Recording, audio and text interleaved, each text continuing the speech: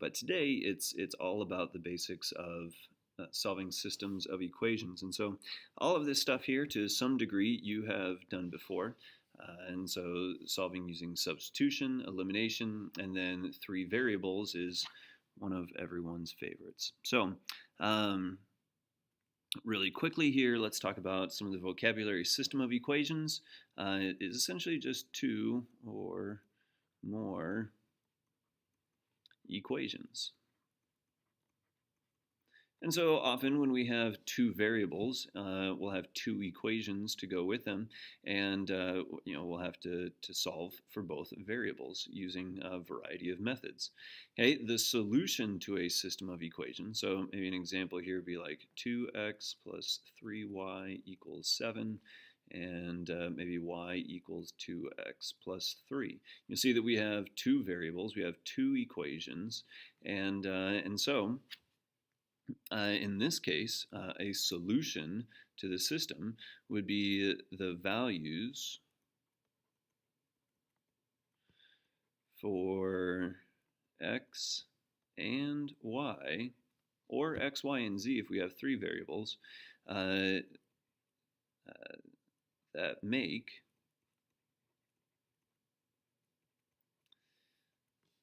each equation true. So you know that if I had something like x plus 2 equals 7, 5 is the solution to this equation because 5 is what makes this equation true. Well, up here, I've got two variables, and I need to find an x value and a y value that will not only make the top equation true, but it'll also make the bottom equation true. And if I graph these out, okay, if I have two equations and I graph both of those, okay, and they cross, wherever they cross is that one xy value where it would make both of them true. All the points on this line make the first equation true, and all the points on this line make the second equation true. There's an infinite number of those, but there is only one spot, the one spot where they intersect, where they have the one solution that makes both equations true.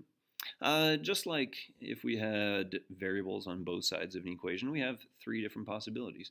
We could have a consistent system where essentially we have one solution, okay, which would be like this right here where it crosses on one spot.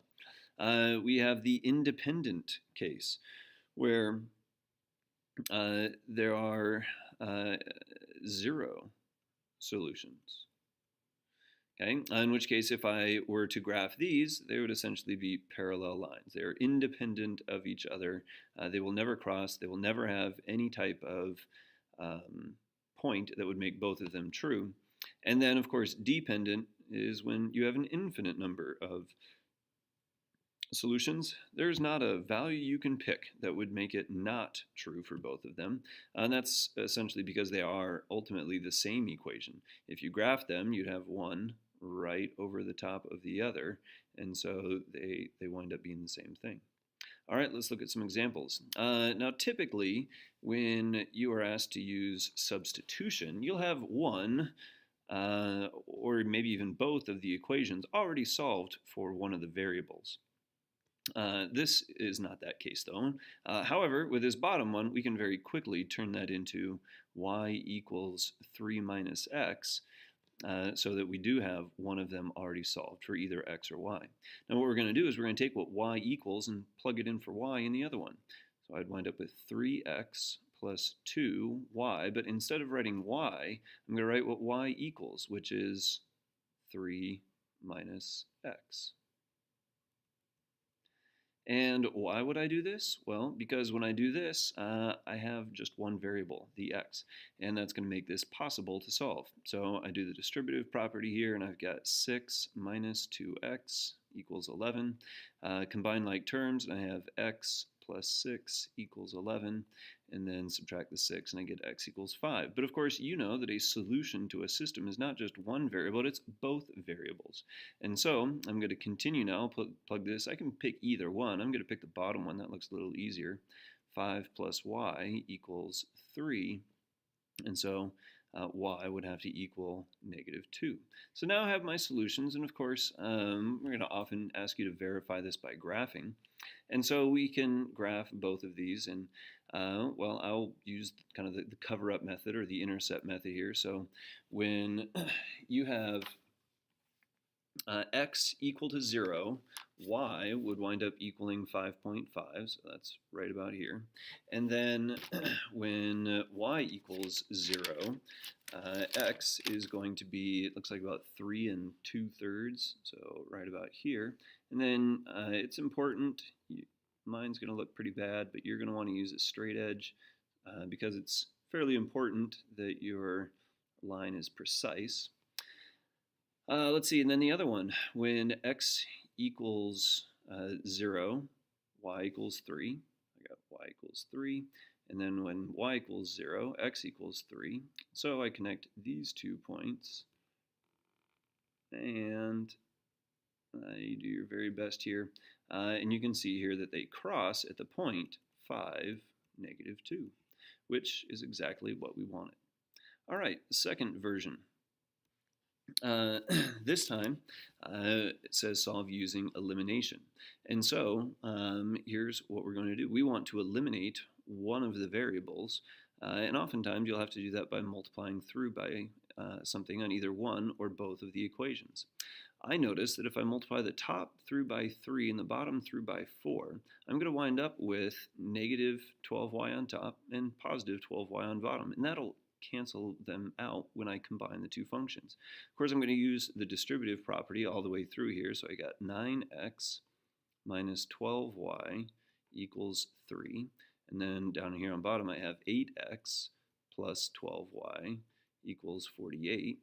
Well, combine these two, and I get 17x. The y's eliminate, hence the name elimination. And then I have 51. Well, divide both sides by 17, I get x equals 3. So I'm halfway there. I need the y value. And again, you can pick whichever one you want. I think I'll probably pick the top here. So we'll say 3 times 3 minus 4y equals 1. Well, 9 minus 4y equals 1 would wind up giving me -4y equals -8. Divide both sides by -4, and I get y equals 2. All right, so again, verify by graphing. Since these are in standard form, I'm going to go ahead and use the cover-up method or the intercept method. So when x equals 0, y would equal -1/4. So right about there. And when y equals 0, x would equal, looks like 1/3. So that's about right here. And this is going to be a little tough to draw accurately, but if you had a straight edge, you should be okay. All right, and then the next one, a little easier. So when x equals 0, y would equal 4. And when y equals 0, x would equal 6. And you cross these two lines, and you can see that they cross right here at the point 3, 2. All right, moving on to this one. I think in your notes I may have forgotten to put that negative sign in there, but that's going to be important. So again, you see you can use any method you want. However, I'm looking at this and I'm thinking, boy, elimination seems like it'd be probably the easiest method. So I'm going to multiply the top through by 2. That's going to give me 6x minus 4y equals 8. And then down here, I still have -6x plus 4y equals 7. Well, when I combine these, well, the x's eliminate and the y's eliminate. I wind up getting 0 equals 15. Well, this is a false statement. And so this is one of the cases where you have an independent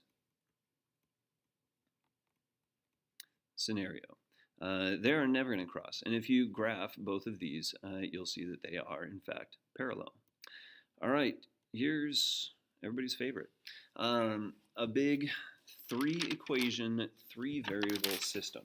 Now, it can be tricky for these if you don't really kind of know what you need to do. You can do a lot of correct things and never wind up solving for anything. So the first thing that I'm always going to want to do is I'm going to want to try to eliminate just one variable.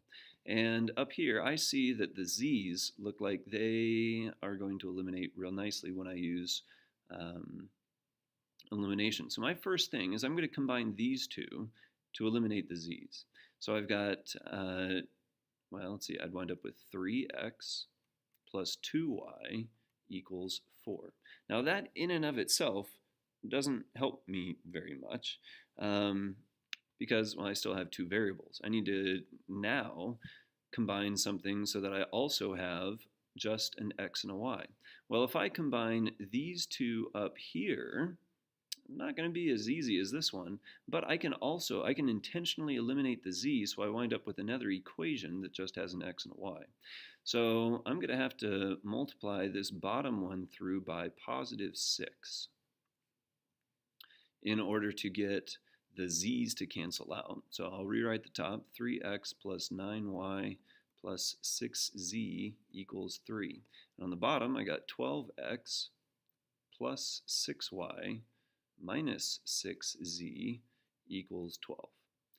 Okay, so combine them here and I get 15x, let's see, and then 15y, the z's cancel out, equals 15. I could leave it like that, except that I'm pretty sure that it might be a little easier for me if I just convert this into x plus y equals 1. Divide everything through by 15. And now, okay, here we go. I have just an x and a y, and here I have an x and a y. So I'm going to combine these over here, x plus y equals 1. And I'll go ahead and multiply through by something to get one of these to cancel out. I'm going to go ahead and get rid of the y's. So multiply through by negative 2. I'll rewrite it. I got 3x plus 2y equals 4. And then down here I have negative 2x minus 2y equals negative 2. Well, let's see. The y's do in fact cancel out. I just get x equals 2. Hey, I'm 1/3 of the way there. All right, moving on. At this point, I've got some of these equations, like this one right here and this one right here, that I can just go ahead and use. So if I've got x equals 2, you know what? I can plug it into this one. 2 plus y equals 1. And now I can solve for y. Y would equal negative 1. Huh, that was way easier. Now I just need to solve for that z. I'm going to need to go back to one of these up here. I'm going to pick the bottom one. And I can plug in 2 for x. And I can plug in negative 1 for y plus z equals 2. Well, 2 minus 1 is 1 plus z equals 2. Subtract the 1 from both sides and z winds up equaling 1. All right, and there we go. We have solved for all three. So really it's a lot of hard work up front, but then once you get there, the rest is not so bad. All right, so here it says salaries for the same position can vary depending on location. So an accountant in California could be doing the same job as somebody in Utah, but be making a different amount of money. So it says the average of these is $45,000. The salary in California, although, is greater than the one in Utah by $5,000. Determine the salary for both. Well, here I obviously have two situations. I got the average, and then I've got California exceeding Utah by that much. So this is an occasion where I could write a system. The average would just be adding them together. So I'm going to say California plus Utah divided by 2 is going to be $45,091.50. Right, so there's one equation. And then the second equation would, we know that the California job is equal to the Utah job plus 5,231. Now I have these two, and I'm looking at it, and I think that this perfectly sets up for substitution. I know that C is equal to this, and so I can just substitute that in for C here. And so I'm going to say U plus 5,231 divided by 2. I guess I also have a plus another U here, equals 45,091.50. All right, I'm going to multiply both sides by 2. I'm going to combine my like terms. So 2u plus 5,231 is going to be equal to 90,183. Subtract the 5,231 from both sides. And I wound up with 2 times U equals 84,952. Divide both sides by 2, and person in Utah makes $42,476. Which means if I use this equation over here, I can get that the California person is going to make $47,707. All right, well, that's it. Those are your 3 learning targets for today. And there you go.